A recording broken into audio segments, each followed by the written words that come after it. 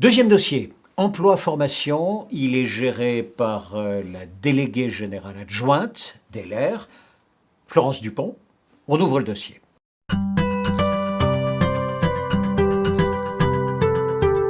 Florence, bonjour. Bonjour Thierry. Merci beaucoup d'être avec nous. On l'évoquait il y a un instant, ce sont les enquêtes et les retours d'enquêtes. À Bordeaux, si je me souviens bien, vous avez évoqué une enquête sur les besoins en personnel technique réalisés auprès des entreprises. Vous avez lancé cette enquête. Quel retour, quel résultat? Alors pour une fois, Laurent Pubaré avait été bien entendu puisqu'on a pu enregistrer 130 réponses, plus de 130 entreprises ont répondu et participé à cette enquête. Alors je dirais que c'est signe que probablement le besoin est un peu tendu et urgent, effectivement.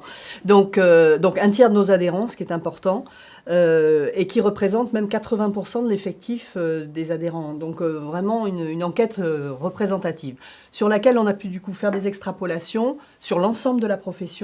Et là, on peut à peu près évaluer le besoin, alors non pas aux 1500 qu'on annonce officiellement depuis des années, mais probablement plus proche de 3000 techniciens et mécaniciens à pourvoir. Bonne nouvelle finalement ou pas? C'est en trompe-l'œil. Alors malheureusement, bonne nouvelle pour l'activité, mauvaise nouvelle parce que si ces gens ne sont pas dans les entreprises, comment faire pour remplir l'activité qui va en face?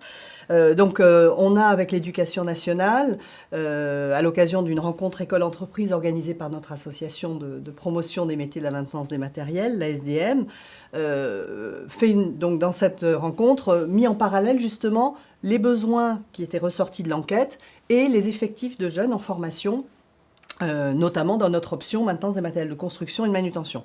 Alors, on pourrait se réjouir puisqu'on a 3000 jeunes, voilà. Donc tout va bien, sauf que ces 3000 jeunes se répartissent du CAP au BTS et à la licence professionnelle, mais toutes années confondues. D'accord. Et si on regarde simplement les années terminales de ces diplômes, on tombe à 1000 jeunes. Et sur ces 1000 jeunes, on sait qu'en gros, on en a 25% qui vont poursuivre leurs études, que ce soit par exemple un bac pro qui va continuer en BTS ou un BTS en licence pro. On en a malheureusement aussi un certain nombre qui vont quitter notre profession pour se réorienter vers d'autres métiers. Donc malheureusement, on serait plutôt probablement à 750 qu'à 1000. Donc pratiquement le quart de ce dont on aurait besoin. Et encore, je n'évoque pas la problématique de pénurie d'enseignants qui est persistante.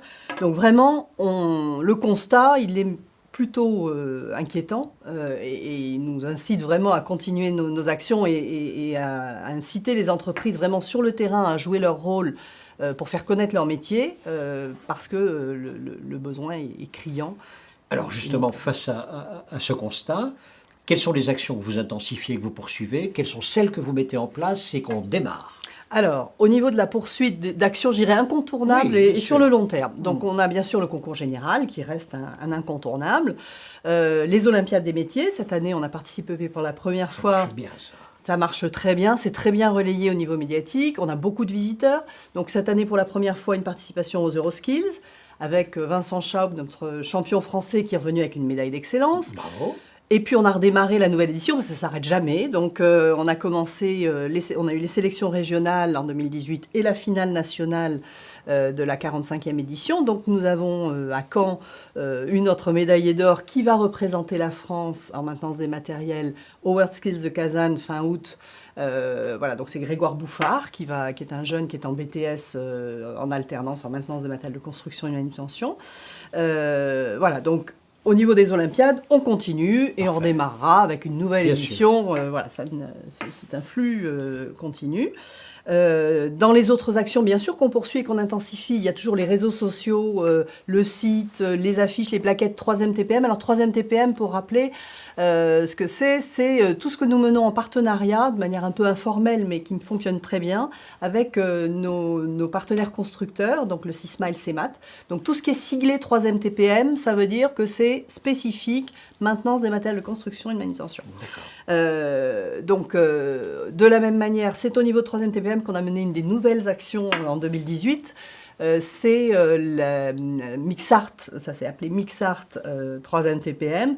Donc pourquoi Mixart? Parce que l'idée c'était de parler de manière un peu décalée de nos métiers et de faire en sorte que ce soit les élèves eux-mêmes. Donc on a été sur 3 lycées de la région parisienne, Coulommiers, Provins et Villeneuve-la-Garenne. Et donc ce sont les élèves qui, au travers du graphe des machines donc d'engins, des pelles, de chariots télescopiques, etc., ont pu, avec des street artistes et leurs enseignants, exprimer leur passion de leur métier et faire savoir surtout les nombreuses opportunités offertes par la profession. C'est pas mal, ça, c'est intéressant. C'est pas mal, ça a bien plu. On a pu organiser des rendez-vous presse à ce moment-là, et donc on a eu de nombreuses retombées dans les presses régionales, ce qui est toujours intéressant pour essayer justement de faire savoir aux parents, notamment, le fait que ces formations existent et qu'elles sont porteuses vraiment d'avenir pour leurs jeunes. Et puis, pour eux, ce qui était important aussi, ils ont pu participer avec leurs engins à un certain nombre d'expositions. Donc, une exposition Artexpro qui était organisée par le rectorat de Créteil, puisque c'était dans un cadre pédagogique, et où ils ont même été primés. Et puis, leur machine était présente à Intermat et à la finale nationale des Olympiades des métiers. Donc, vraiment, une belle couverture pour eux. Voilà. Et puis, dans les autres actions nouvelles, en tout cas, qui sont sur une continuité, mais qui, dans leur expression, étaient un petit peu nouvelles, dans les actions qu'on mène avec nos partenaires sociaux, alors là, c'est des spots publicitaires qui ont été faits sur RTL pour présenter les métiers. Et puis, des vidéos qui sont actuellement diffusées sur Golden Network, et donc, qui est un réseau... suivi par les jeunes, ça. Tout à fait, un réseau qui est assez suivi par les jeunes, et puis dont nous disposons également, donc on les exploite bien sûr sur nos différents sites et réseaux sociaux pour pouvoir parler de nos métiers. Merci beaucoup, Florence.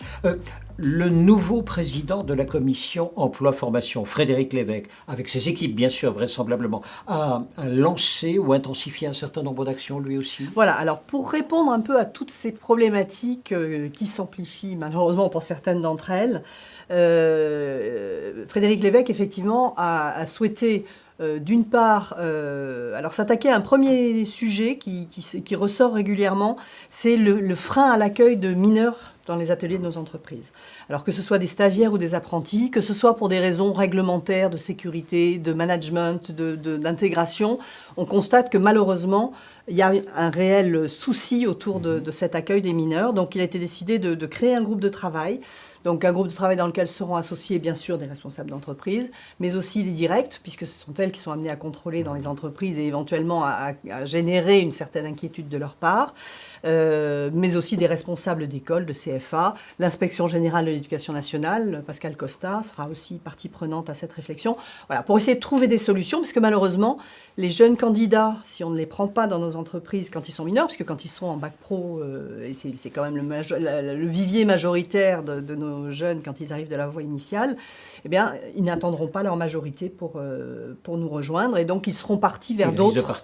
Ouais. Et voilà, on les aura perdus, donc on a déjà du mal à trouver des candidats. Si on perd ceux qu'on a trouvés, ce serait quand même c'est dommage. Voilà. Donc là, on va vraiment se pencher sur cette question, et puis s'ouvrir à de nouveaux publics. Alors, nouveau public, c'est à la fois dans les gens à qui on va s'adresser pour faire connaître nos métiers et nos besoins. Donc là, peut-être plutôt que de s'adresser comme on le faisait dans les bus découverts directement aux collégiens, c'est vrai. plus s'appuyer sur les prescripteurs, c'est-à-dire les professeurs de collège qui sont amenés à les aider dans leur orientation, mais aussi les conseillers d'orientation, les conseils régionaux qui ont un peu repris, si je puis dire, la main sur ces sujets-là. Donc vraiment, voilà, arriver à faire savoir à des adultes qui encadrent les enfants qui sont amenés ou les jeunes qui sont amenés à s'orienter et à chercher leur voie, de savoir que nos métiers existent, qu'ils offrent des possibilités de carrière intéressantes et des débouchés, en tout cas, certains. Donc ça, c'est un premier type de public. Un type de public auquel on s'est déjà adressé, mais on va intensifier, enfin poursuivre en tout cas l'expérience, ce sont les jeunes en bac pro MEI, donc maintenance des équipements industriels. Et notamment parce que on s'oriente petit à petit, et pour nos métiers ce sera en 2021, vers un système que l'éducation nationale a appelé la seconde professionnelle par filière de métiers. Et donc, par famille de métiers, pardon. Et les familles de métiers, il y a une famille de métiers maintenance, dans laquelle on va retrouver justement les MEI, donc les maintenances des équipements industriels, mais aussi les maintenances automobiles, poids lourds, etc., et la maintenance des matériels dont nous sommes partis.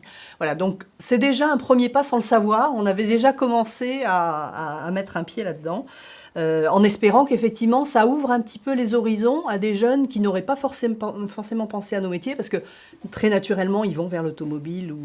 Et si effectivement, à l'occasion de leur seconde, ils se voient présenter l'ensemble des possibles qui s'ouvrent à eux, notamment les nôtres, eh bien peut-être qu'on aura un petit peu plus de candidats qui viendront vers nous.